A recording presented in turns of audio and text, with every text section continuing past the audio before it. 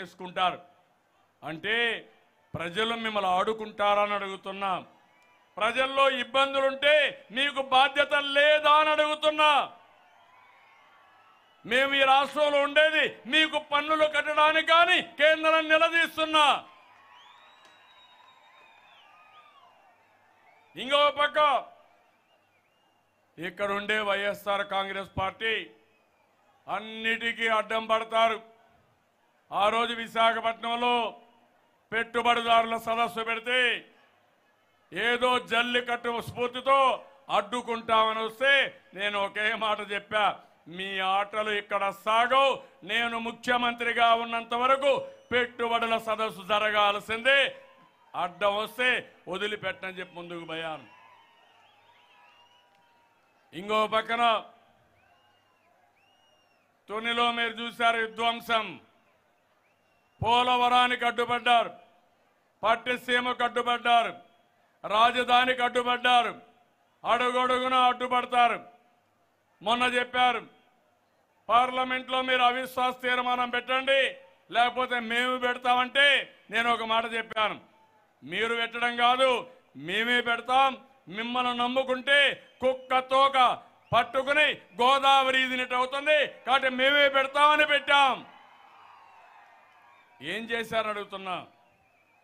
మీరు చేసిన పని అవిశ్వాస తీర్మానం పెడితే వ్యతిరేకంగా ఓటేస్తే నరేంద్ర మోడీ జైలుకు పంపిస్తాడని భయపడిపోయి రాజీనామా చేస్తారు. ఆ రాజీనామా కూడా ఎప్పుడు చేశారు? ఎన్నికలు రాకుండా చూసే సమయం చూసుకొని రాజీనామాలు ఆమోదించుకుంటారు. ఇది పిరికితనం కాదా అని అడుగుతున్నా. ఈరోజు పార్లమెంట్ బయట పోరాడే ఏకైక సభ్యులు తెలుగుదేశం పార్టీ సభ్యులు. ఇంకో పక్క పవన్ కళ్యాణ్ గారు చెప్పారు. ఏం చెప్పారు తమ్ముళ్ళు జ్ఞాపకం ఉందా? 75,000 కోట్లు రావాలని ఒక ఎక్స్పర్ట్ కమిటీని వేసామన్నారు. తర్వాత నోట్లో నుంచి మాటే రాలేదు. మీరు అవిశ్వాస తీర్మానం పెట్టండి, దేశంలో భూకంపం వస్తుందన్నాడు. భూకంపం వచ్చిందా నేను అడుగుతున్నా. ఎవరినైనా చెప్పాడా నేను అడుగుతున్నా. ఎక్కడా మాట్లాడరు. దేశంలో ఇన్ని జరిగితే ఎందుకు మాట్లాడరు? ఈరోజు తెలంగాణ ఎన్నికలు వచ్చాయి. తెలంగాణ ఎన్నికలు కూడా మనం గుర్తుపెట్టుకోవాలి.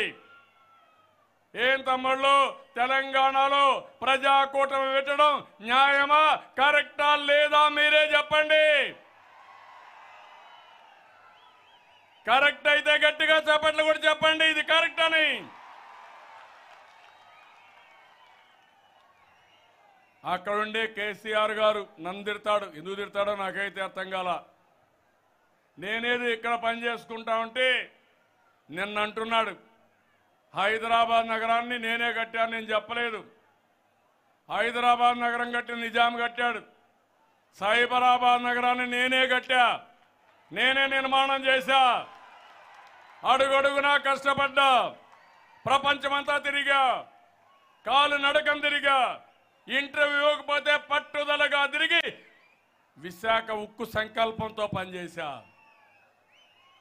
ఒక మైక్రోసాఫ్ట్ తీసుకొచ్చా, ఐటీ కంపెనీలు తీసుకొచ్చా, ఒక ఐఎస్పి తీసుకొచ్చా, ఒక రైజా మైండ్ స్పేస్ కట్టా, ఒక ఎయిర్పోర్ట్ ఇంటర్నేషనల్ ఎయిర్పోర్ట్ ని బెస్ట్ ఎయిర్పోర్ట్ శంషాబాద్ లో నేనే నిర్మాణం చేశా, నేనే శ్రీకారం చుట్టా.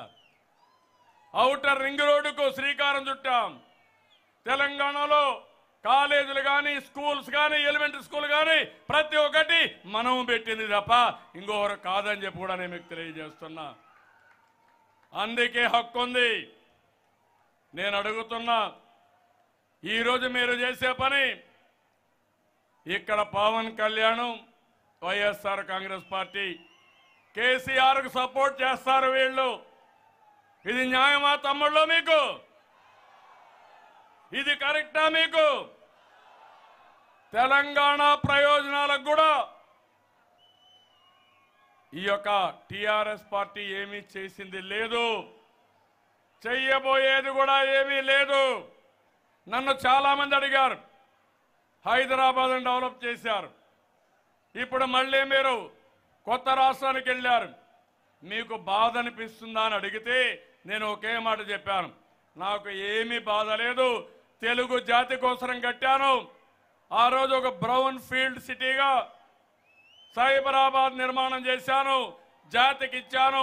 ఇప్పుడు అమరావతికి వెళ్ళాను, బ్రహ్మాండమైన గ్రీన్ ఫీల్డ్ సిటీ నిర్మాణం చేసి ఇంకొక సిటీ నిర్మాణం చేస్తానని చెప్పాను.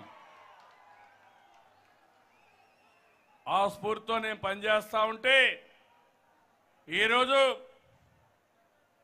టిఆర్ఎస్ పార్టీకి వైఎస్ఆర్ కాంగ్రెస్ పార్టీ సపోర్ట్ చేస్తారు. పవన్ కళ్యాణ్ అక్కడ పోటీ చేయడు అంటే ఇక్కడే పోటీ చేస్తారు. వీళ్ళకి అక్కడ మాత్రం కేసీఆర్ను చూస్తే భయం, ఇక్కడ మాత్రం మన మీద పెత్తనం చేయాలని చూస్తారు. ఈరోజు దేశంలో రెండు ఫ్రంట్లు ఉన్నాయి.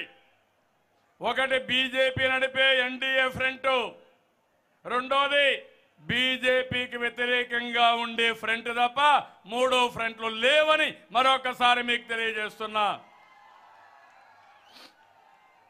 దేశంలో అసహనం పెరిగిపోయింది, దాడులు పెరిగిపోయినాయి, ప్రత్యర్థులను అణచివేసే ధోరణికి వచ్చారు.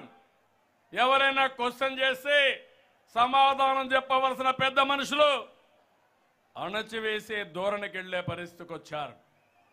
అందుకే మనం ఆలోచించాలి. ప్రతి ఒక్కరికి విజ్ఞప్తి చేస్తున్నా, దేశాన్ని కాపాడుకుంటే, ప్రజాస్వామ్యాన్ని పరిరక్షించుకుంటే మనం కూడా మనుగడ సాధిస్తాం.